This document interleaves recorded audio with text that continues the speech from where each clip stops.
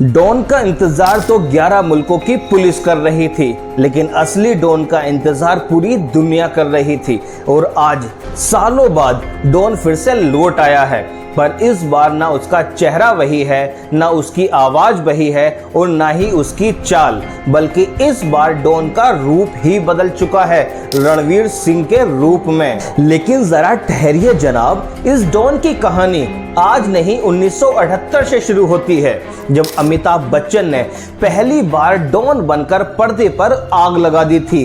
Suit boot में लिपटा कातिल नजरों वाला वो डॉन जो दुश्मनों के लिए सजा बन गया था। डॉन को पकड़ना मुश्किल ही नहीं, नामुमकिन है। जब पहली बार ये डायलॉग गूंजा था तो सिनेमा हॉल में सीटियां नहीं, तूफान उठा था। अमिताभ बच्चन का डॉन स्टाइल अलग था, एक चार्म, एक धमाकेदार चाल और उस दौर की पुलिस को नचाने वाला एटीट्यूड। डबल रोल में वो विजय भी बने, एक सीधा साधा आदमी जो डॉन की जगह ले लेता है, और यही कहानी कल्ट बन गई।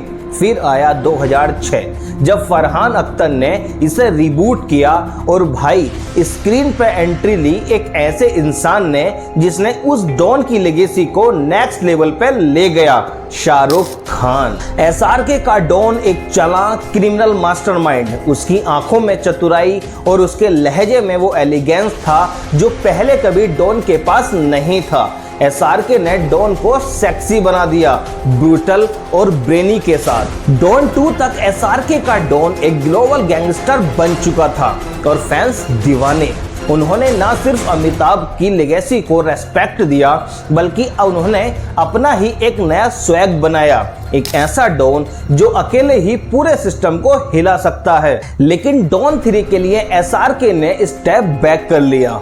अब सवाल था कौन डॉन बनेगा, और तब एंट्री हुई रणवीर सिंह की। और अब सुनने में यह भी आ रहा है कि डॉन 3 की यूनिवर्स को एक्सपेंड किया जा रहा है एक नई जनरेशन के लिए। अब ये डिबेट वहीं से शुरू हुई, Amitabh versus SRK versus Ranveer Singh, कौन असली डॉन।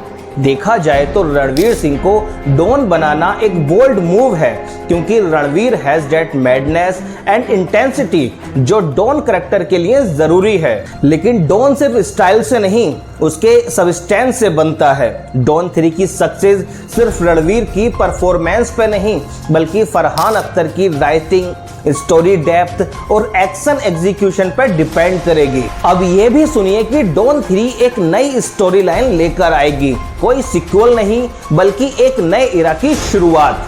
डॉन का पास्ट, उसका एम्पायर का राइज और उसके एनिमीज का ग्लोबल नेटवर्क। शायद ये फिल्म एक सिनेमैटिक यूनिवर्स की तरह बनाई जा रही है। और एक खबर ये भी है कि Don versus Don concept future में आ सकता है। एसआरके और रणवीर एक फ्रेम में एक दूसरे के अगेंस्ट, सोचिए कितना मजा आएगा। और अब बात करते हैं रणवीर सिंह के प्रेशर की। उनके लिए ये फिल्म सिर्फ एक मूवी नहीं, ये एक ट्रायल बाय फायर है।